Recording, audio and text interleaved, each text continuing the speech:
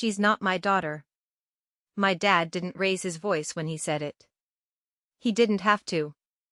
The words carried anyway, cutting clean across the table like a knife dragged slowly over glass.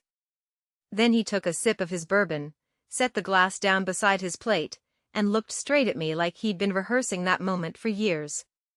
There were 28 people at the table. Thanksgiving at my grandmother's house in Asheville, North Carolina. My aunt dropped her fork. My little cousin whispered something about why Grandpa was mad.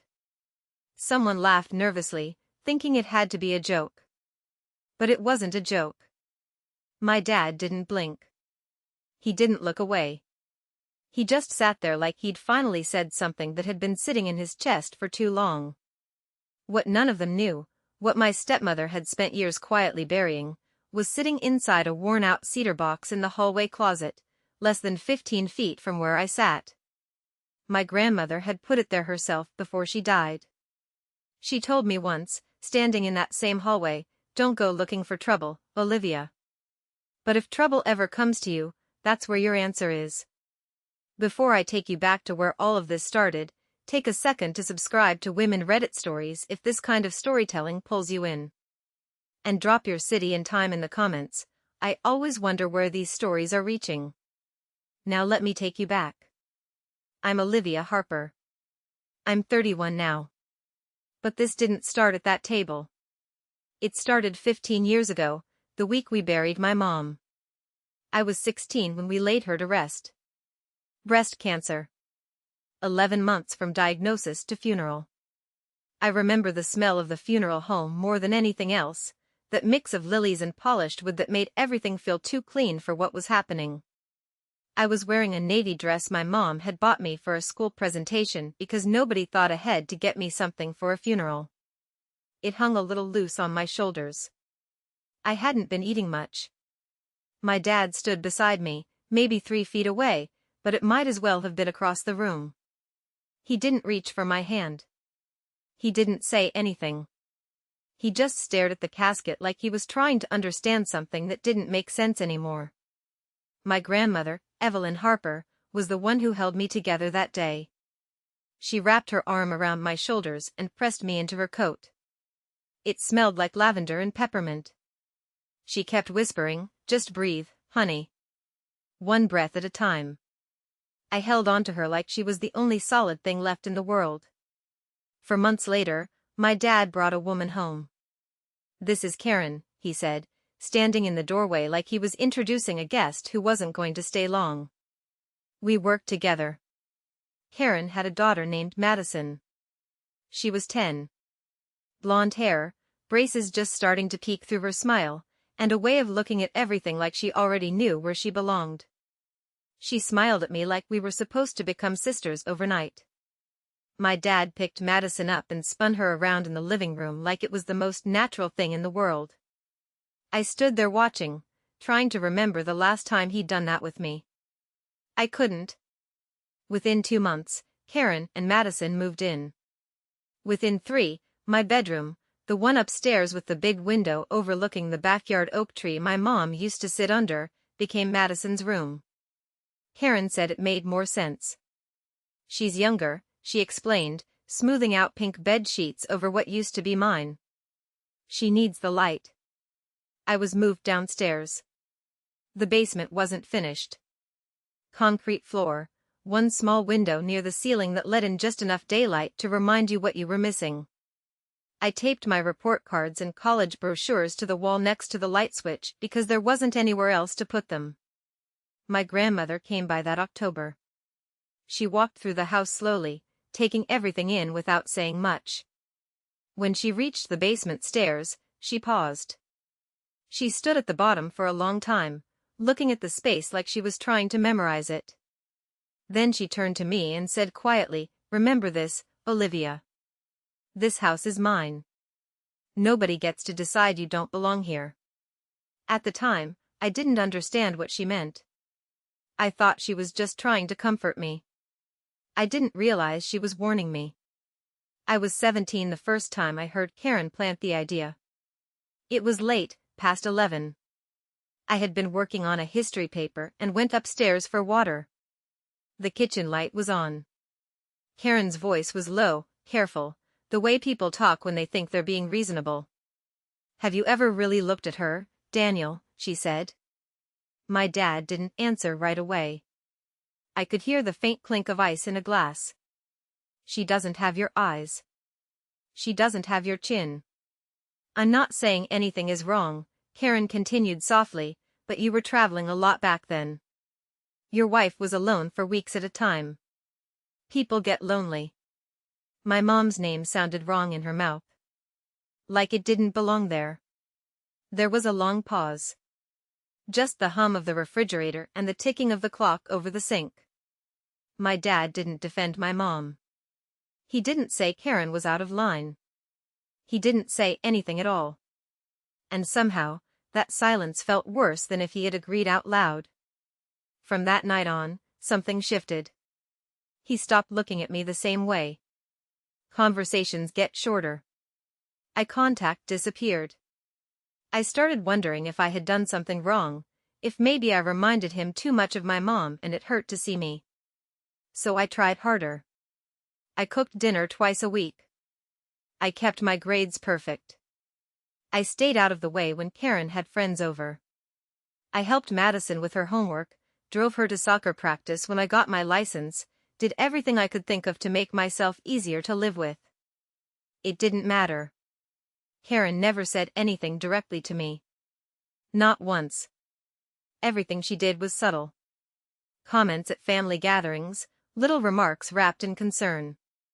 Olivia's always been so independent. Daniel has such a soft spot for Madison. Grief changes people. She built it slowly. Piece by piece. Like laying bricks. By the time I graduated high school, the distance between my dad and me wasn't something you could point to. It was just there. Solid. Permanent. When I was 18, I asked him to help me with college tuition. We were sitting on the back porch. He was reading the paper. I had practiced what I was going to say so many times I could hear it echoing in my head. "Dad, I got into UNC Chapel Hill," I said. "I just need some help with tuition." He didn't look up. "We'll think about it." A week later, Karen announced at dinner that Madison had been accepted into a private preparatory academy in Charlotte. Full tuition, new laptop, the whole thing. My dad smiled at her like she'd just handed him something he'd always wanted. I never got an answer about Chapel Hill. I took out loans. Worked part-time. Made it through on my own. And through all of it, my grandmother stayed close. She called me every Sunday. Send me care packages during finals. Showed up at my college graduation when my dad didn't. Afterward, she took me out to lunch at this little diner she'd been going to since before I was born. Grilled cheese, tomato soup, the same thing she always ordered. She slid a small velvet pouch across the table. Inside was a gold locket. "This was your mother's," she said. "Keep it close." I wore it every day after that. I didn't know then that tucked inside that locket, hidden so carefully I wouldn't find it for years, was a folded piece of paper that would eventually lead me back to that cedar box in the hallway closet. And that box was the one thing Karen never found. My grandmother passed away on a quiet Tuesday morning in early April, 3 years before that Thanksgiving dinner. I didn't find out until Thursday night. I was finishing a shift at the hospital in Raleigh when my phone lit up with my Aunt Linda's name. I almost didn't answer because it was late and I was exhausted, but something in my gut told me to pick up. "Olivia," she said, and her voice already sounded wrong, thinner than usual. "Honey, your grandma passed." Everything inside me went still. "When?" There was a pause. Just long enough for me to feel something drop in my chest. "Tuesday morning," she said. Peacefully. In her sleep. I leaned against the locker room wall, my hand gripping the edge of the bench. "The funeral?" Another pause. "It was this morning, sweetheart." I didn't even remember the drive to Asheville. I just remember the feeling of being late to something I should have been there for, like I'd missed a final moment that I could never get back. By the time I pulled into the driveway, the house looked quiet. Too quiet. The kind of quiet that comes after everything important has already happened. There were still a few wilted flower arrangements on the porch. The front door opened before I could knock. Karen. "Oh, Olivia," she said, placing a hand lightly on my arm like we were close. "We tried to reach you." She hadn't. My phone log said otherwise. "I want to see her room," I said. Her smile didn't drop, but something in her eyes shifted.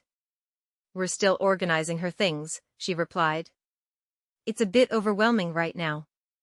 We'll let you know if there's anything meaningful for you." Anything meaningful.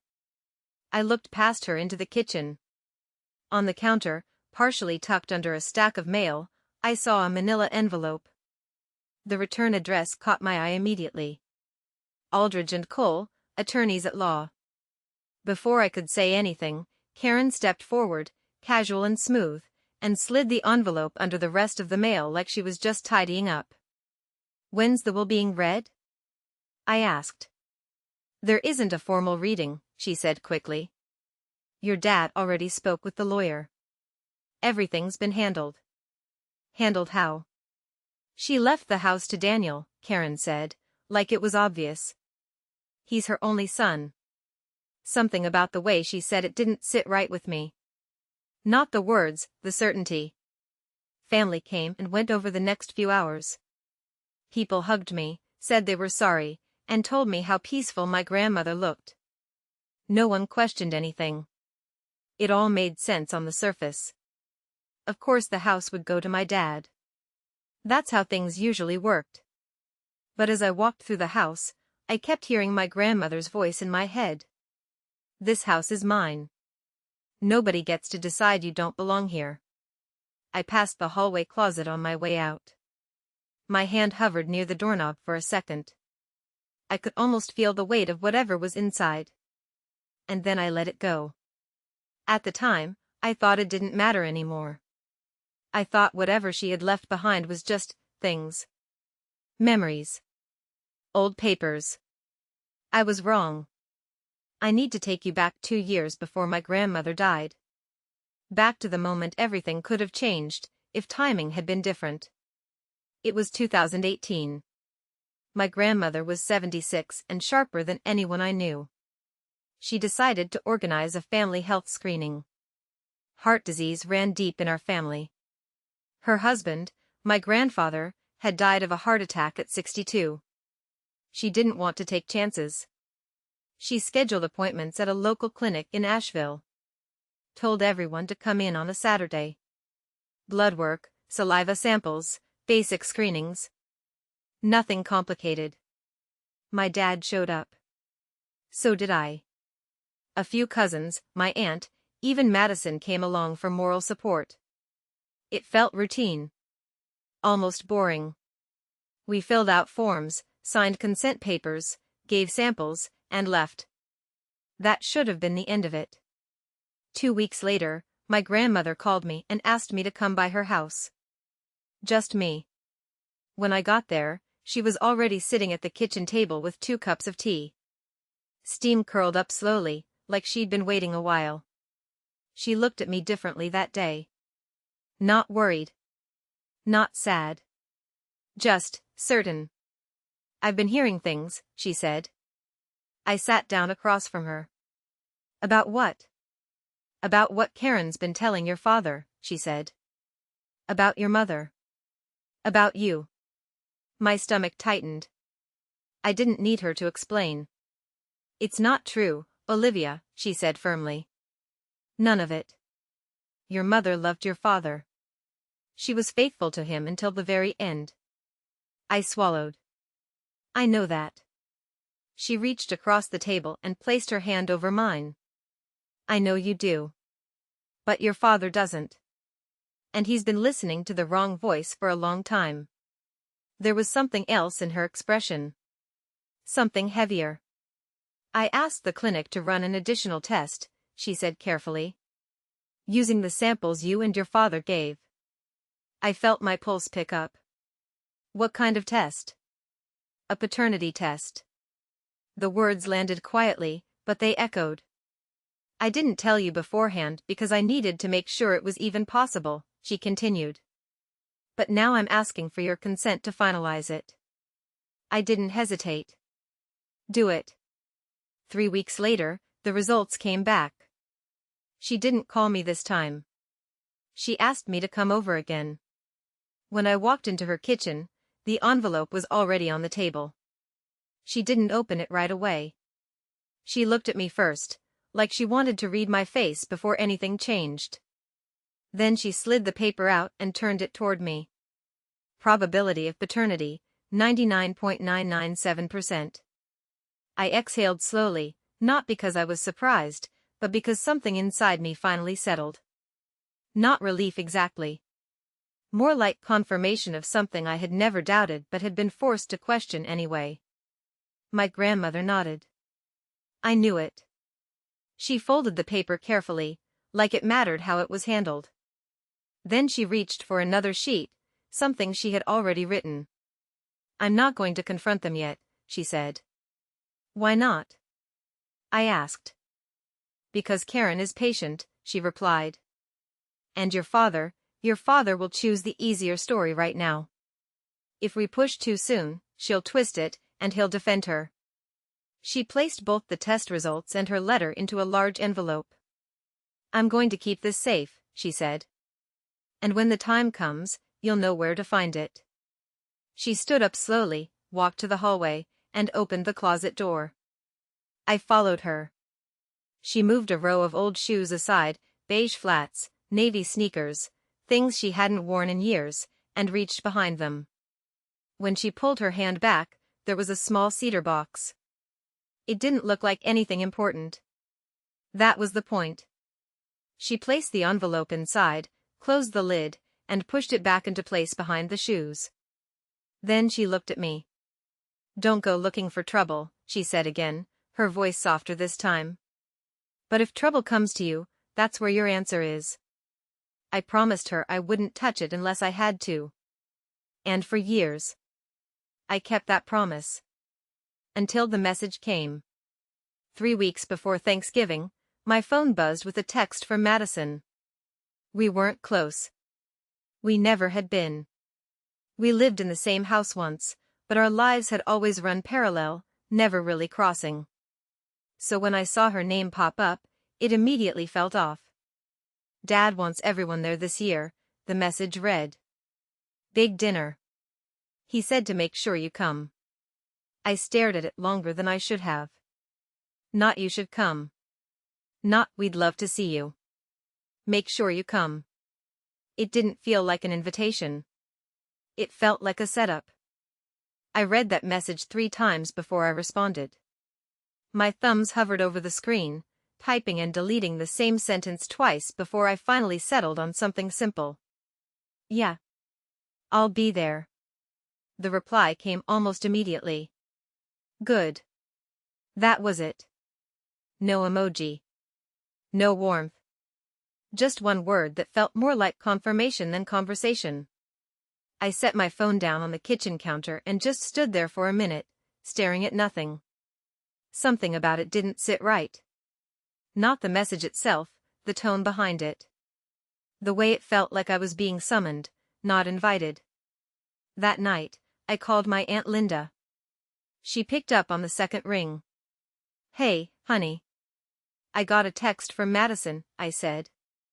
About Thanksgiving. There was a small pause on the other end. Not long, but noticeable. I figured you might, she said. My grip tightened on the phone. What does that mean? I've been hearing things, she replied carefully. Karen's been talking. More than usual. Talking about what? You, she said. And the house. The word house is different now. What about it? I asked. Linda exhaled slowly. A friend of mine, she's a realtor over on Hendersonville Road, said Karen reached out last week. Asked about doing a valuation. Said they might be looking to sell soon. My stomach dropped. Sell? They can't just sell it, I said, though even as I said it, I realized I didn't actually know that for sure. That's what bothered me, Linda said. It felt rushed. And then there's the way she's been bringing you up lately. Quiet comments. Little things. You know how she does it. Yeah. I knew exactly how she did it. She's setting something up, I said. That's what it feels like, Linda replied. And Olivia, your grandmother told me about that box. My heart skipped. She did? She said if things ever got bad enough, Linda continued, her voice softening, I should remind you where to find it. I sank down into the kitchen chair. The memory of that hallway, that closet, that box, everything came rushing back at once. I remember, I said quietly. Then you need to go to that dinner, Linda said. But don't go unprepared. I leaned forward, resting my elbows on my knees. You think they're going to try something, publicly? I think Karen has been building towards something for years, Linda said. And people like her don't choose a room full of witnesses unless they think they've already won. The words settled heavily in the silence between us. I'll be there, I said. I know you will, she replied. And Olivia? Yeah. I'm coming too. I blinked. You weren't invited. I didn't ask, she said simply. I couldn't help it, I smiled a little. Okay. After we hung up, I sat there for a long time, staring at the wall. The pieces were starting to line up in a way I didn't like. Karen wanted the house sold. If my grandmother had left anything behind, anything that complicated that plan, then Karen would need me out of the picture first. Not legally. Emotionally. She needed me discredited. Isolated. Made to look like the outsider she had been quietly painting me as for years. And the best way to do that? Do it in front of everyone. I looked down at my phone again, at Madison's message. Make sure you come. Yeah. It was a setup. Thanksgiving Day, I pulled into the driveway at 2:30 p.m., a full half hour before anyone else was supposed to arrive. The air had that sharp late November bite to it, the kind that makes your breath visible. The house looked exactly the way my grandmother used to keep it during the holidays, only polished. Perfect. Almost too perfect. Garlands wrapped around the porch railing. White lights threaded through the bushes.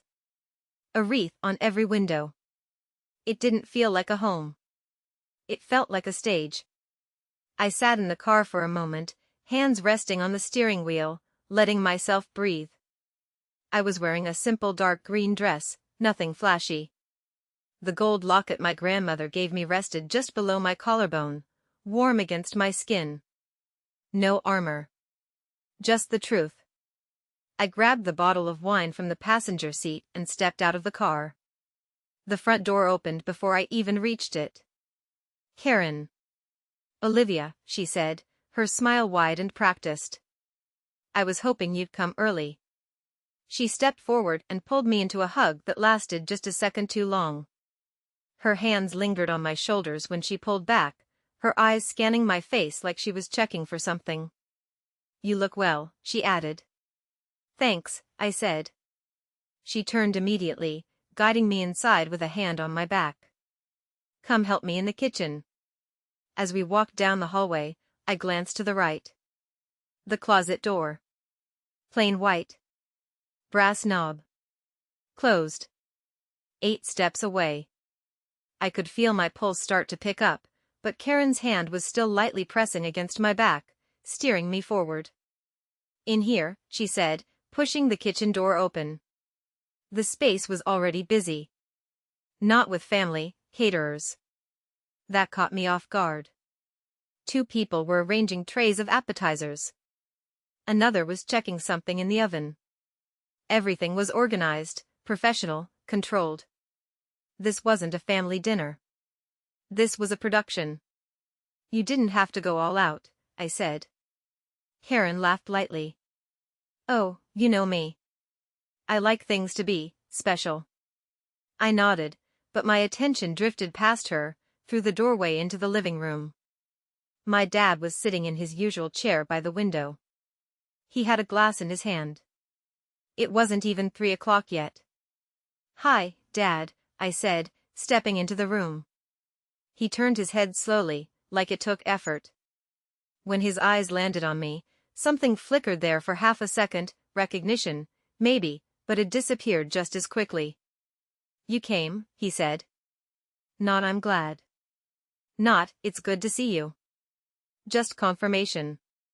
"Yeah," I replied.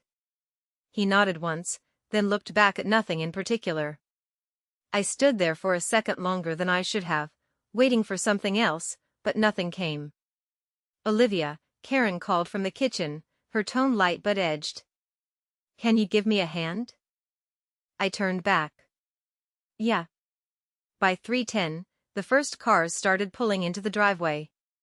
Doors slammed. Voices carried from the porch. The house began to fill with people, the energy shifting from quiet tension to something louder, busier. I moved between the kitchen and dining room, helping where I could, keeping my movements normal, casual. But my eyes kept drifting back toward the hallway. The closet. I hadn't reached it yet. At 3:20, Karen was deep in conversation with one of the caterers about timing. My dad hadn't moved from his chair. Madison was in the dining room adjusting place cards on the table. This was my window. I wiped my hands on a dish towel and stepped out into the hallway. "Bathroom," I said lightly to no one in particular. No one stopped me. The hallway was quiet. Just coats on hooks, the faint hum of voices from the other rooms, and the closet at the far end. I walked normally. Not too fast. Not too slow. My heartbeat was loud enough that I was sure someone could hear it. 1 step. 2. 3. By the time I reached the door, my hand was already reaching for the knob. I turned it slowly. The door creaked open just enough for me to slip inside. The smell hit me first. Lavender. Cedar. My grandmother. Everything in that space felt untouched. Like time had stopped there the day she left. Winter coats hung in a neat row. Scarves folded on the shelf above. And on the floor. Her shoes. Exactly the way she had left them. I knelt down, my hands moving almost on instinct now, pushing aside the front row. Beige flats. Navy sneakers. And behind them. Cardboard. I felt it before I saw it. The edge of the box. Dusty. Cool. Exactly where she said it would be. I pulled it forward slowly, my breath catching in my throat. It looked ordinary. That was the point. A small cedar box. Slightly worn. The kind of thing you'd overlook without a second thought. Something shifted inside when I tilted it slightly. Paper. Footsteps. My head snapped up. Olivia? Madison stood at the end of the hallway, her hand resting lightly against the wall. "You okay?" she asked. I slid the box back quickly, my movements smooth but deliberate. "Yeah," I said, standing up. "Just looking for a hanger." She nodded, not fully convinced, but not pushing either. "Okay." She turned and walked back toward the dining room. I counted to 5. Then 10. Then I reached back down, pulled the box out again, and this time I didn't put it back. I held the box in both hands for a second, just staring at it like it might somehow open itself and tell me what to do next. It felt lighter than I expected. Which made it feel heavier. Voices drifted down the hallway from the dining room, laughter layered over the clink of silverware and glass. The house was filling up fast. I didn't have time to stand there thinking. I moved quickly but carefully, sliding the box behind my grandmother's old winter coat, the long wool one that still hung untouched at the far end of the closet. It was thick enough to hide it completely if you didn't know where to look. I closed the closet door gently, making sure it clicked into place without drawing attention. Then I walked back toward the kitchen. Karen looked up the moment I stepped in, her eyes narrowing just slightly before her smile returned. "There you are," she said. "Everything okay?" "Yeah," I replied, picking up a stack of napkins like I'd been gone for something normal. "Just needed a minute." She held my gaze for a beat longer than necessary, like she was trying to read something beneath the surface. Then she turned back to the stove. "Good," she said. "We're about to start." By 4 o'clock, everyone had arrived. The dining room looked staged. That's the only word for it. The table was set with cream-colored place cards, each one carefully positioned, gold leaf pressed into the corners. Candles lined the center, already lit, their flames steady despite the movement around them. Every detail had been planned. Every seat had been assigned. My dad sat at the head of the table. Karen on his right. Madison on his left, my grandmother's old seat. I found my name near the far end. Between my 8-year-old cousin Tyler and a woman I didn't recognize at first, who turned out to be Karen's yoga instructor. That told me everything I needed to know. This wasn't random. This was intentional. This was positioning. I took my seat without saying anything, smoothing my dress over my knees as I sat down. The chair felt colder than the rest, or maybe that was just me. At 4:05, the front door opened again. Voices in the hallway. And then, "Hope I'm not late." "Aunt Linda." Karen's head turned so fast it almost broke her composure. For half a second, something sharp flashed across her face before it melted back into politeness. "Linda," she said, her tone carefully balanced. "What a surprise." "I get that a lot," Linda replied calmly, already pulling a chair from the hallway and sliding it into an open space near the middle of the table. No one argued. No one ever argued with Linda. My dad stood up, clearing his throat. He rested both hands on the back of his chair, gripping it a little tighter than necessary.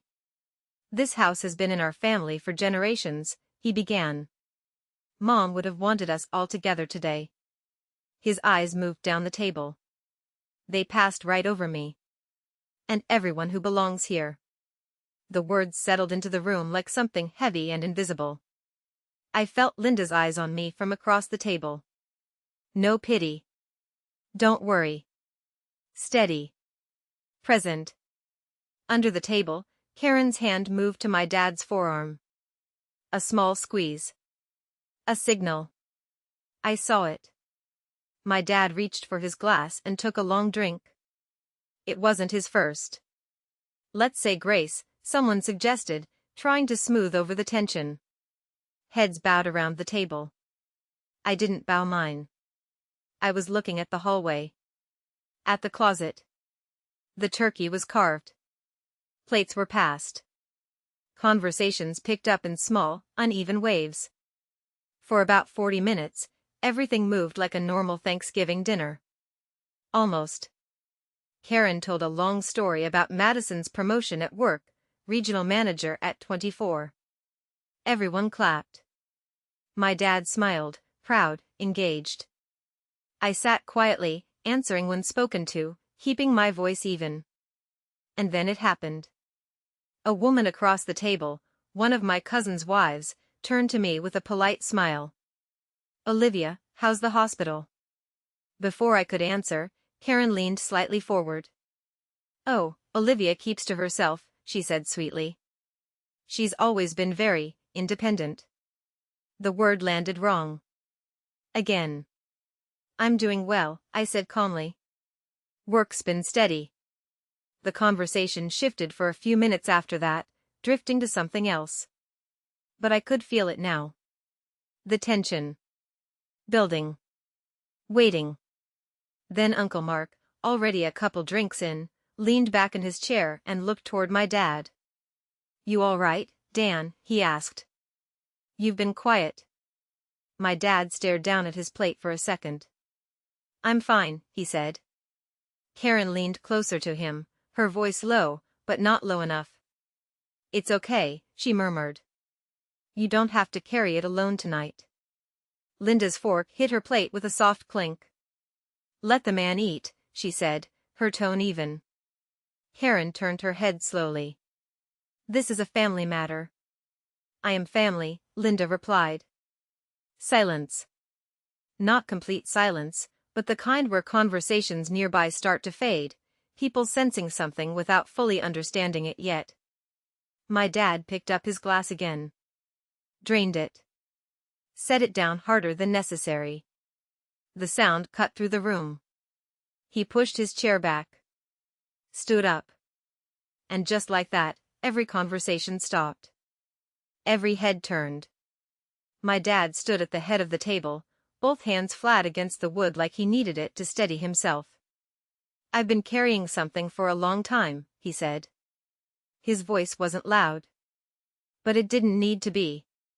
Karen's hand rested lightly on his arm again, her eyes fixed on him, watching.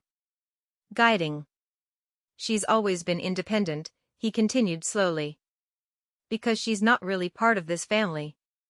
The words hit like a wave rolling through the room. Confusion first. Then realization. What are you talking about? Someone asked from down the table. My dad lifted his head. And looked straight at me. For a split second, I saw something in his eyes. Hesitation. Recognition. The man he used to be. And then it was gone. I'm done pretending, he said. The air in the room tightened. Olivia isn't my daughter. A fork clattered against a plate. Tyler, sitting next to me, looked up at his mom, confused. Why is Uncle Dan yelling? Two of my aunts stood up at the same time, reaching for dishes that didn't need clearing, their hands needing something to do. Someone pulled out their phone under the table. Karen pressed a tissue to her eye. And in that moment, something clicked in my mind. She already had it in her hand. Before he even stood up. She knew. Of course she knew.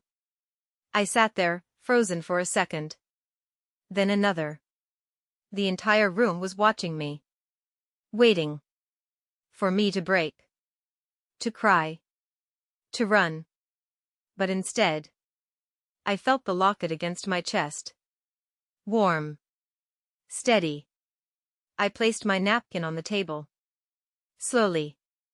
Pushed my chair back. The sound echoed louder than it should have. And then I stood up. My voice, when it came out, was quieter than I expected. But it didn't shake. If we're being honest tonight, I said, then let's be honest. Every eye followed me as I stepped away from the table. One step. Then another. Olivia, where are you going? Karen asked, her voice still sweet, but thinner now, stretched tight. I didn't answer. I walked straight into the hallway. Toward the closet. Toward the box. The hallway felt longer than it had just minutes ago. Every step echoed, not because it was loud, but because the house had gone so quiet behind me. Conversations had died mid-sentence. Chairs creaked as people shifted, trying to see without getting up. I could feel all of it at my back, the weight of eyes, the tension, the expectation. I reached the closet door and didn't hesitate. I turned the knob and opened it. The scent hit me immediately, lavender, cedar, something soft and familiar that cut straight through the noise in my head. For a second, it was just me and that smell and the memory of my grandmother standing in this exact spot, telling me not to look unless I had to. I had to. I reached behind the coat, my fingers closing around the edge of the box exactly where I'd left it. Dusty. Light. Ordinary. I pulled it out, held it against my chest, and turned back toward the dining room. The shift in the room was immediate when I stepped back in. No one was pretending anymore. Every face was turned toward me. The candles flickered in the center of the table, their light catching on glasses and silverware that no one was touching anymore.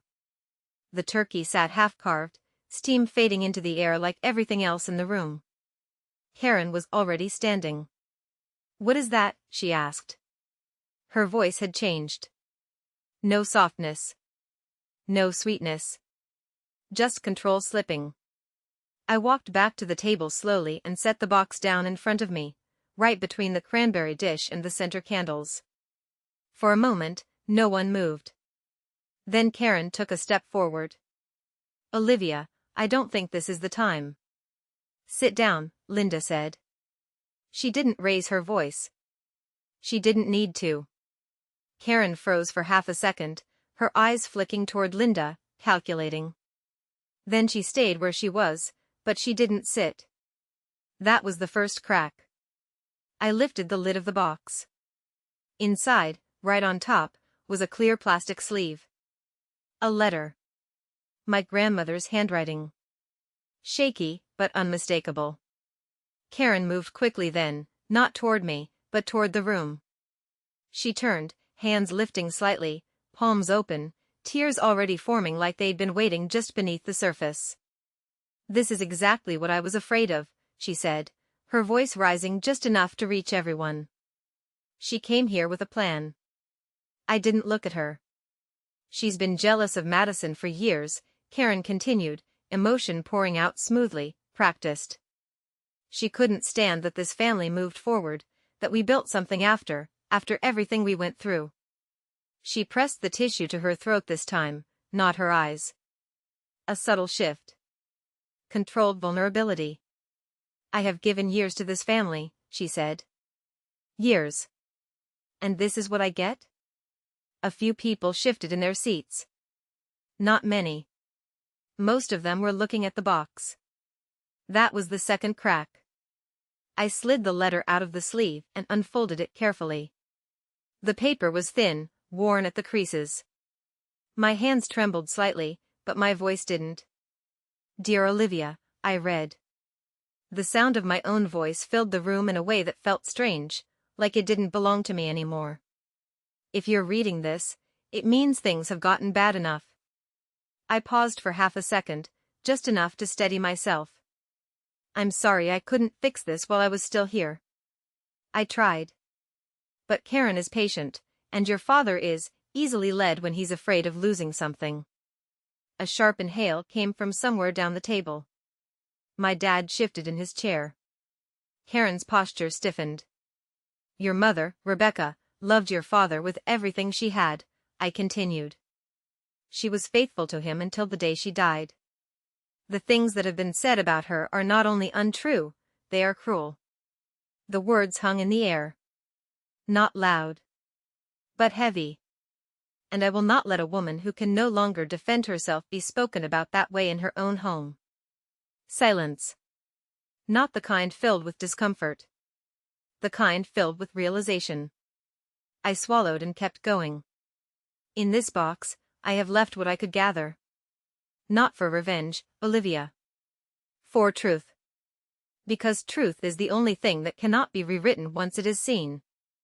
I lowered the letter slightly, my fingers tightening around the edge of the paper. My dad's voice broke through, thinner than I'd ever heard it.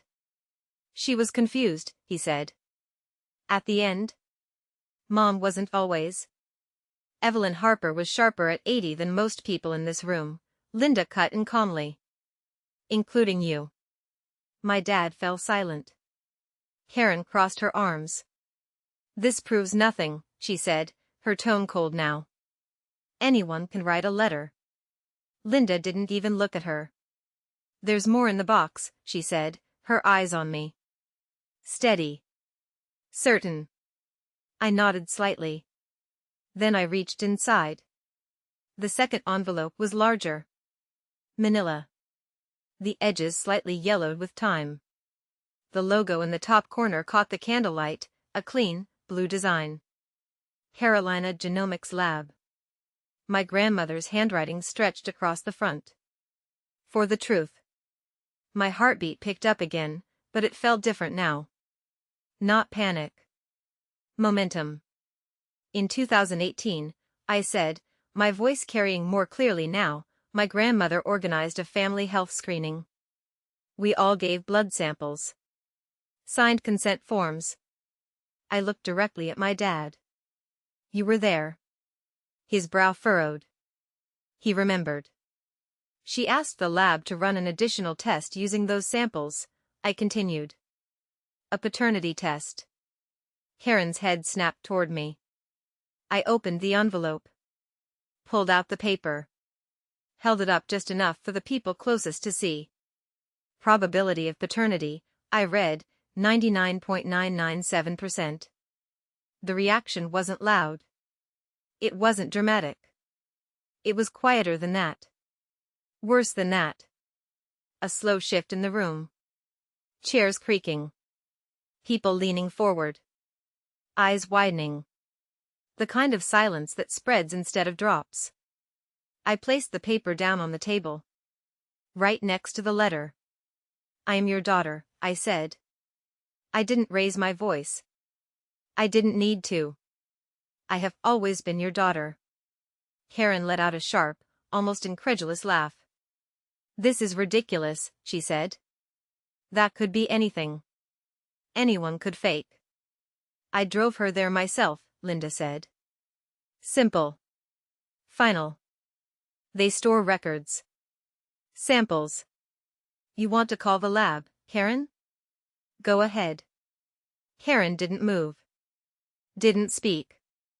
Didn't even blink. That was the third crack. I slid the paper slightly closer to my dad. This isn't a court document, I said. But it's from a certified lab. And if you still have doubts. I paused. Then finished it. We can go tomorrow. Anywhere you want. I'll pay for it. No one spoke. My dad stared at the paper like it was something he couldn't quite process. His hand moved toward it slowly.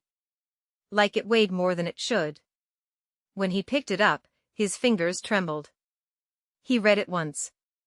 Then again. Then he lowered it slightly and looked at Karen. Not the way he had been looking at her for years. Not with trust. Not with comfort. With something else. Something breaking. You told me, he said, his voice barely holding together. You told me she wasn't mine. Karen lifted her chin slightly, her composure trying to rebuild itself piece by piece. I believed it, she said. Given the circumstances? Rebecca was my wife, he said. The word wife came out like something sharp. Like something he had forgotten how to say until that moment. And Olivia is my daughter. The room held its breath. And for the first time in years, Karen didn't have control of it anymore. The shift in the room wasn't sudden. It didn't come with a loud gasp or some dramatic outburst. It was quieter than that. Slower. Like something heavy finally tipping after being held in place for too long. My dad was still standing at the head of the table, the paper in his hand shaking just enough for the edges to tremble. He looked down at it again like he was hoping the numbers would change if he stared long enough. They didn't. His shoulders dropped slightly, like something inside him had given out. He started, then stopped. There was nothing he could say that would make sense of 18 years. Nothing that would undo them. Karen stepped forward then, one small step, careful, controlled. I could see it happening in real time, the way she was trying to rebuild the room, to pull it back into her orbit. Daniel, she said softly, her voice lowering again, finding that familiar tone she used when she wanted to sound reasonable. You're overwhelmed.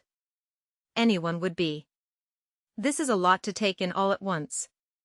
He didn't look at her. That alone was new. You know how your mother was toward the end, she continued, adjusting her approach. She was confused sometimes. She said things that didn't always line up. Stop.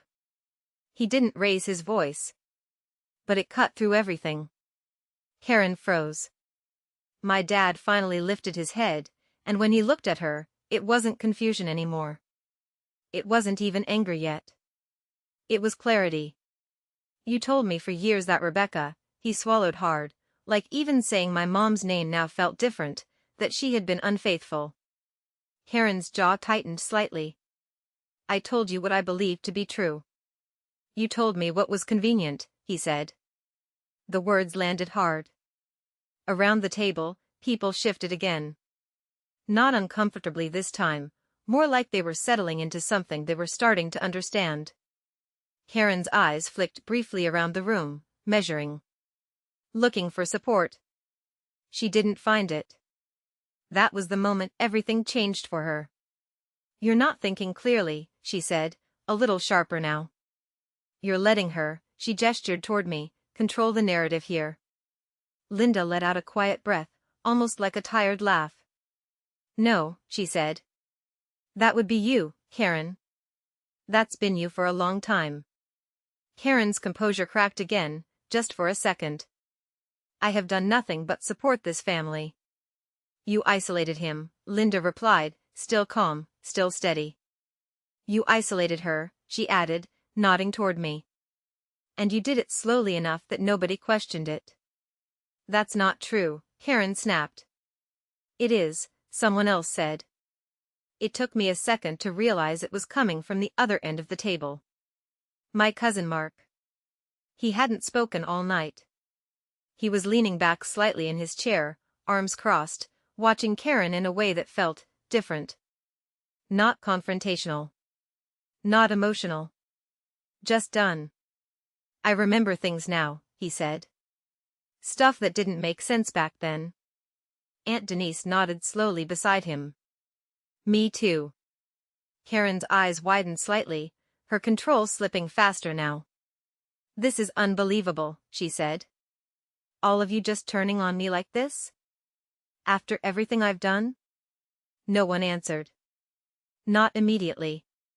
And that silence? It said more than anything else could have. My dad finally sat down. Not because he chose to. Because his legs gave out. He lowered himself into the chair slowly, one hand still holding the edge of the table like it was the only thing keeping him grounded. "I said that," he murmured, more to himself than anyone else. "I said that in front of everyone." He covered his face with his hands. His shoulders shook once. Twice. I stood there, 6 feet away from him, close enough that I could see every small movement, every breath he struggled to steady.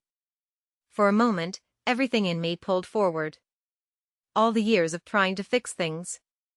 All the times I had wanted him to just look at me, to choose me, to say something that would make it all feel different. My body wanted to move. To step closer. To reach out. I didn't. For the first time in my life. I didn't. Karen let out a sharp breath, her patience finally gone. "This is ridiculous," she said, grabbing her purse from the back of her chair. "You're all making a mistake." No one stopped her. That might have been the loudest part. She looked at my dad. "Daniel, are you coming?" He didn't move. Didn't look up. "I need a minute," he said. She stared at him for a second longer, waiting. For him to follow. For him to choose.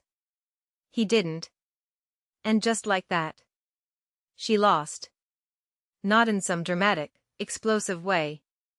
In the quiet way that matters more.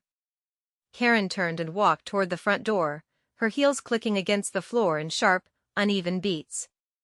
The sound echoed down the hallway, then faded as the door opened. Closed. A few seconds later, the crunch of gravel outside. An engine starting. And then. Nothing. Silence settled over the house again, but it felt different now. Lighter. Not empty. Just clear. People started moving slowly after that. Not all at once. A couple of Karen's friends gathered their things first, murmuring quiet goodbyes. My uncle stepped outside for air. Someone in the kitchen began wrapping food in foil, like instinct had taken over where structure had fallen apart. There's no rulebook for what you do after something like that. No script for how a family resets itself mid-dinner. Linda stood up and started clearing plates, steady as ever, like this was just another Thursday night. I stepped away from the table and walked toward the front porch. The air outside was cold, sharp enough to cut through everything still buzzing in my chest. Madison was sitting on the top step. Her elbows rested on her knees, her hands clasped loosely together. She wasn't crying the way people expect, no loud sobs, no shaking shoulders. It was quieter than that. More internal. She looked up when she heard the door. For a second, neither of us said anything. Then she exhaled slowly. "I didn't know," she said. Her voice was small. Not defensive. Not rehearsed. Just honest. I believed her. Not because I wanted to. Because of the way she said it. "I figured something was off," she continued, staring out at the driveway. "But I didn't want to look too closely. It was easier not to." I leaned against the porch railing, crossing my arms lightly. "She made it easy not to," I said. Madison nodded. "I saw how she treated you," she admitted. "I just told myself it wasn't my place." She swallowed. "But it was, wasn't it?" I didn't answer right away. I let the silence sit there between us. Then I said, "Yeah. It was." She nodded again, like she already knew. "I don't know what happens now," she said quietly. "Neither do I," I replied. And that was the truth. For both of us. Inside, I could hear voices starting up again, softer now, more careful. The house wasn't the same as it had been an hour ago. It couldn't be. Something had been pulled out into the open. Something that had been buried for years. And once something like that is seen, it doesn't go back. It just changes everything around it. By the time the house finally quieted down, it was close to 7:30. Most of the guests had left. A few relatives lingered in the kitchen, speaking in low voices while wrapping leftovers in foil like they needed something normal to hold on to. Linda was at the sink, sleeves rolled up, washing dishes with the same steady rhythm she'd had all night, like routine could anchor everything that had just happened. I stood in the hallway for a moment, looking at the closet door again. It was closed. Ordinary. Like it had always been. But now I knew what it had held. Not just papers. Not just proof. Truth. And once it was out, nothing in that house felt the same anymore. I walked back into the dining room. My dad was still sitting there. Same chair. Same spot. The table had been mostly cleared around him, plates gone, glasses taken away, but he hadn't moved. The lab report was still in his hand, crumpled slightly now from where his grip had tightened and loosened over and over again. He looked up when he heard me. His eyes were red. Not just from what had happened that night. From everything that had led to it. "Olivia," he started. I didn't sit down. "Not tonight," I said gently. He nodded. Not because he was okay with it. Because he understood he didn't get to push past that anymore. "I'm staying here tonight," I added. "In Grandma's room." Another nod. That's your right," he said quietly. The words felt strange coming from him. "You're right." I turned and walked upstairs without waiting for anything else. My grandmother's room still smelled like her. Lavender. Old books. The faint trace of peppermint from the lotions she used to keep on her nightstand. The bed was neatly made, the quilt folded just the way she always kept it. On the dresser sat a framed photo of my mom. Young. Smiling. Unbothered by everything that came after. Karen had removed every other picture of her from the house years ago. Replaced them with neutral artwork, landscapes, anything that didn't carry history. But she had never touched this room. I sat on the edge of the bed and held the empty cedar box in my hands. It had done what it was meant to do. Not loudly. Not dramatically. But completely. I didn't sleep much that night. Not because of noise, there wasn't any, but because my mind wouldn't settle. Everything kept replaying. The moment at the table. My dad's voice. Karen's expression when control slipped away. And underneath all of that, a question I couldn't shake. Why did it take this long? Why did it take proof for him to see me? My phone rang at 8:12 the next morning. I was already awake. Hello? Miss Harper, this is Jonathan Cole from Aldridge and Cole. I sat up straighter. Yes. I received your voicemail, he said, his voice calm, measured. Your grandmother asked me to expect this call eventually. I glanced down at the box in my lap. She told you about it? She did, he confirmed. Not the exact timing, but she was very clear that you would reach out when the situation required it. My throat tightened slightly. The document, the house. Is it real? It is, he said without hesitation. Your grandmother executed a codicil to her will in September of 2020. It was properly witnessed, notarized, and filed. The property is legally designated to transfer to you. I exhaled slowly, like something I'd been holding finally released. She also left instructions, he added. If there was any interference with notification, which it appears there may have been, we can bring that forward in probate court. Karen intercepted the letters, I said. That aligns with what I suspected, he replied. It won't invalidate the will. If anything, it strengthens your position. I looked out the window at the backyard. The oak tree was still there. The one my mom used to sit under. We'll need you in the office Monday, he continued. We'll begin the formal transfer process. It may take a few weeks, but everything is in order. Your grandmother was very thorough. That sounded like her. Thank you, I said. There was a brief pause. Don't thank me, he said gently. She made sure you'd be protected. After I hung up, I sat there for a while, letting everything settle. Then I went downstairs. My dad was in the kitchen, sitting at the table with a cup of coffee he hadn't touched. He looked up when I walked in. I went through old photos last night, he said, his voice rough. You look just like her. I pulled out a chair and sat across from him. You didn't forget that, I said. You chose not to see it. He flinched slightly. Not defensive. Just honest. I was afraid, he admitted. Afraid of what it meant if I'd been wrong. I nodded slowly. You weren't afraid she betrayed you.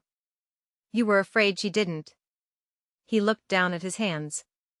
Because that would mean everything he'd done after was on him. I'm sorry, Olivia. The words hung there. Real. But late. I'm not ready to forgive you, I said. I didn't raise my voice. I didn't soften it either. Maybe someday, I added. But not because you said sorry. Because you show me something different. He nodded. No argument. That was new. The house is mine now, I said. Grandma made that clear. I'm not selling it. Another nod. And Karen doesn't come back here. This time, he looked up. There was no hesitation.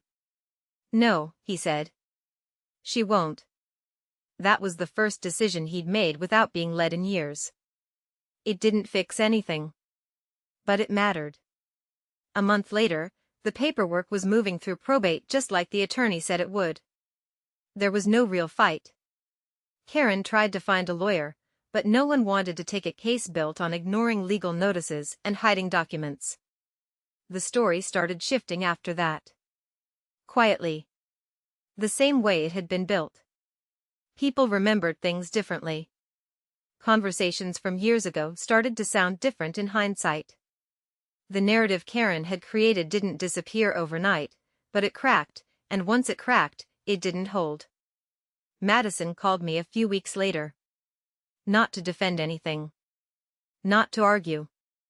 Just to talk. We weren't close. We weren't suddenly sisters. But we were honest. And that was something we'd never had before. My dad started therapy. Not because I asked him to. Because Linda did. And for once, he listened. I spent more time at the house.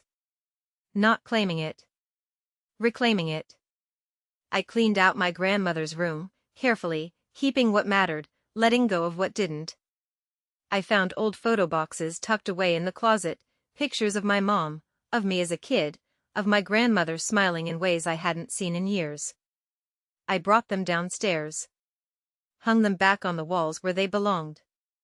For the first time in a long time, the house started to feel like itself again. One evening, I sat on the front porch with a cup of tea, the air cold but clear, and I found one last note in my grandmother's nightstand. It wasn't legal. It wasn't evidence. Just a single piece of paper, folded in half. Olivia, the house is just walls and wood. You are the home. Don't ever let anyone convince you otherwise. I folded it carefully and slipped it into my wallet. I didn't win that night. There's no winning when your father stands in front of a room full of people and says you don't belong to him. But I stopped losing. I stopped letting silence be mistaken for truth. I stopped letting someone else's story define who I was. And it turned out, I had always belonged. If this story stayed with you, take a moment to subscribe to Women Reddit Stories, and share where you're watching from in the comments. And if someone out there needs to hear this, send it to them. Because sometimes, the truth doesn't come loud. Sometimes, it's been waiting quietly in a box the whole time.